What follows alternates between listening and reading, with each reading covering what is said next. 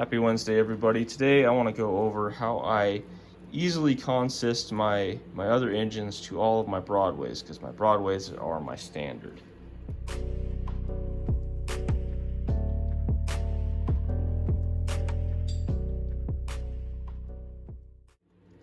So this is a scale trains with a lock pilot DCC board in it, and this is a Broadway.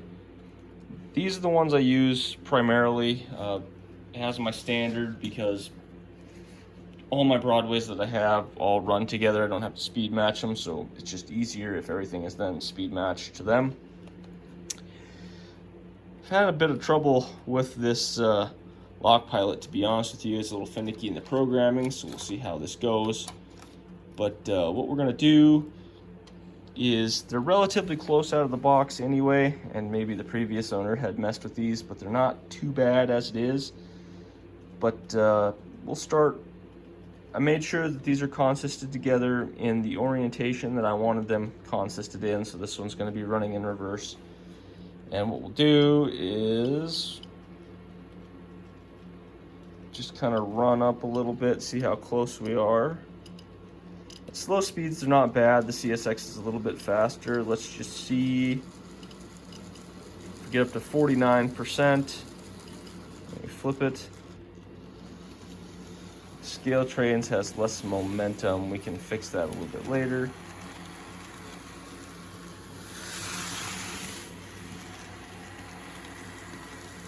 Looks like at mid speed they're pretty well spot on.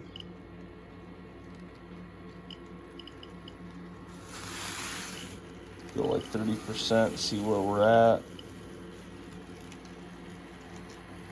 Okay, so normally at this point I would start setting my mid voltage, because 49% or lower is what functions with your mid voltage.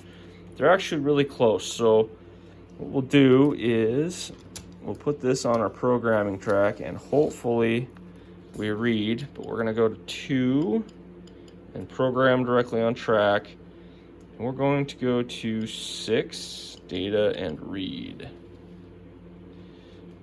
So we're 60.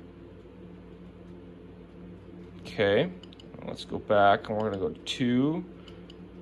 That 60 is an important number because we're going to do. Okay, so this is high, honestly. Normally I pick 10 for my 2 voltage, but we were a little slow on the low end, so let's set this at 20. I'm going to write that. And we're going to go back to. Actually, before we do that, I'm going to add a bit more momentum just so these two are closer. Not sure what they had momentum set to this from the factory.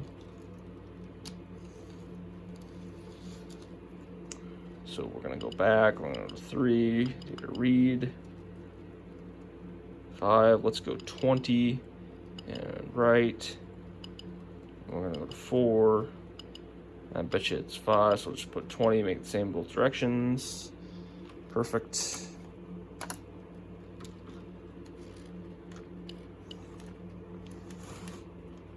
Okay, I'm gonna flip this to reverse. Now we're talking. Yeah, we're running really nice together. Okay, we're gonna flip that to forward. Our momentums are relatively similar. We're running nice and close. We're gonna speed up a little bit.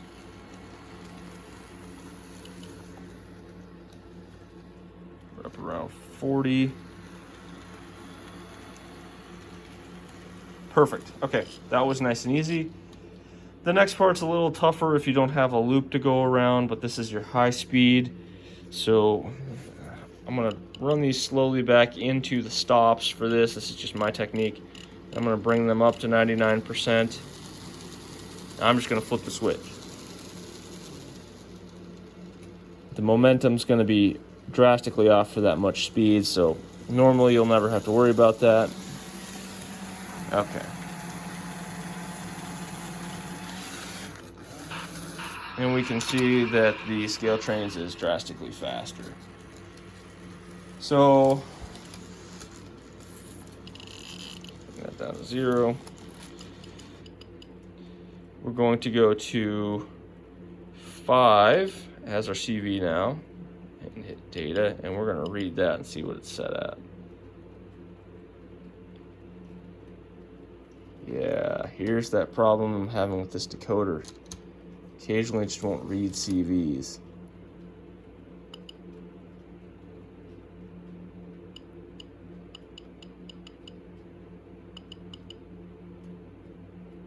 I don't know if it's an error or a glitch that happens, but it happens to me a couple times when I was trying to get the road number programmed. Interesting.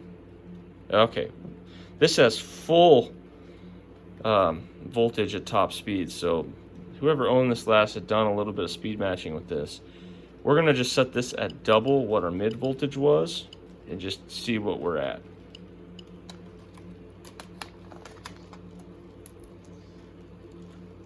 The reason you also don't just put your start voltage at 0, 60, and 120, it's got to be a little higher, is because there's a little bit of voltage it takes to get these motors moving, and the amount of voltage you put to a motor doesn't necessarily mean that it's a linear speed graph. As things require more torque or more power, different voltages are applied. So this only really gets you close, and the back EMF in those does the rest. But let's do this maneuver again, get them up to speed, and flip them over to forward.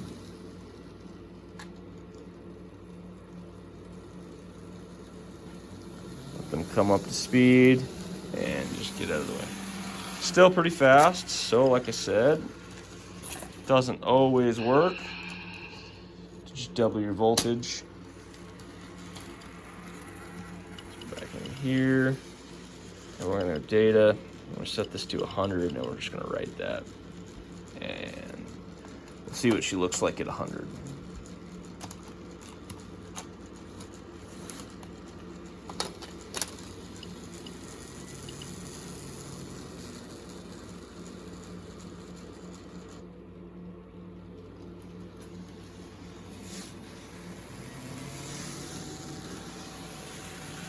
Still quite a bit faster.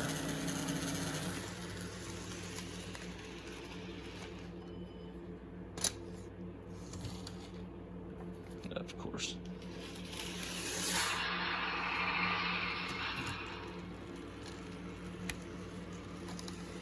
This is much more difficult on camera. Can't use both of my hands. All right, we're still way too fast, so data, and maybe we'll just come down to 80 and write that. No green yet. We're still fighting this thing. Yeah, I'm not sure what's up with this decoder. I've heard really good things about lock pilots and lock sounds, and it just doesn't seem to be working that great for me.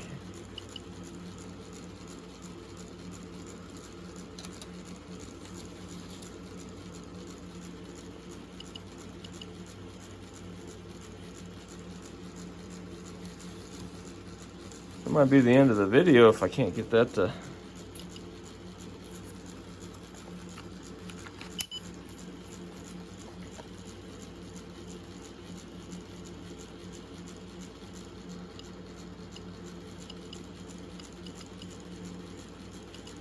Oops.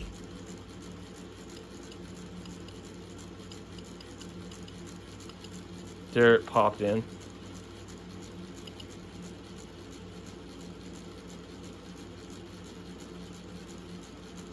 Well, we'll see if it took. Otherwise, probably the end of the video, and we'll just have to deal with the not using the higher end speed. Not that I usually do anyway, but flip that to forward. Give time for their momentums to catch each other up.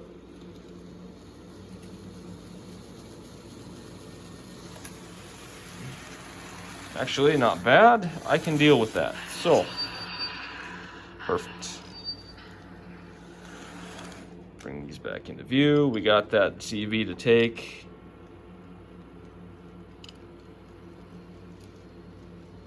Pretty darn good. You flip it in forward and reverse.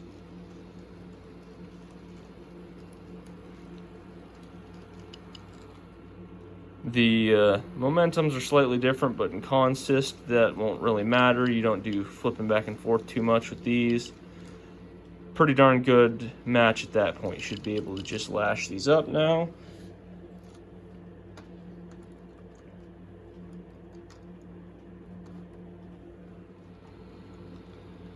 Alrighty, looks like we're nice and speed matched and good to go. There's no coupler lash between these two in either direction, kind of regardless of what speed I tested them with here off camera. They stay pretty well in unison with each other, so that's a sign of a good speed match. No JMRI required, just a little bit of finickiness. If you have a loop, this is also a little bit easier. I just don't have access to my main loop's just too big to do it on, so if you have a small one, it's much easier. You can just let them kind of run next to each other. But yeah, that's my process, and I appreciate you guys watching. Hopefully next week some of my projects will show up from eBay and we can get back to Empty Wallet Wednesday, but shipping is what it is right now. Anyway, thanks for stopping by. I'll see you this Friday for our rolling stock review. I'm pretty excited about this one. They turned out really good, so yeah, I'll see you Friday. Bye now.